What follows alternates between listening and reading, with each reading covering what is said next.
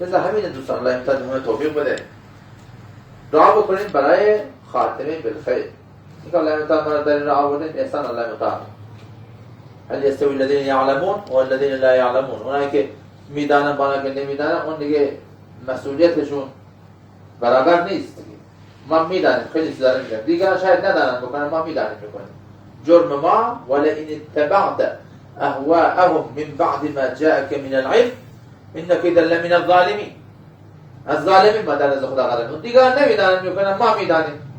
ما میدانیم میکنیم. خلاف سنت ما میدانیم میکنیم. فقط قوم و خیش و فلان و فلان با 1001 تعبیر که اینجوری میشه اونجوری میشه، نه هیچ چیزی نمیشه.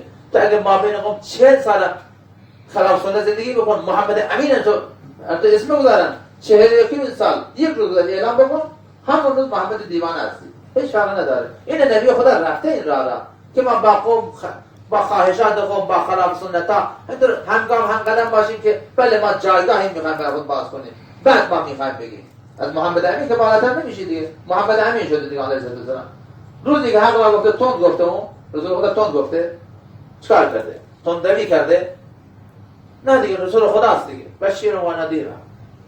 ما خدا میدانه با چه الفاظی گفته، ولی باز بهش گفتن دیوانه. ما همینطور الان به نسبت این مثلا بعض کارا و تحصیلی که میدیم داخل قوم، ما باید تابع شریعت باشیم. وگرنه خدا میزنه.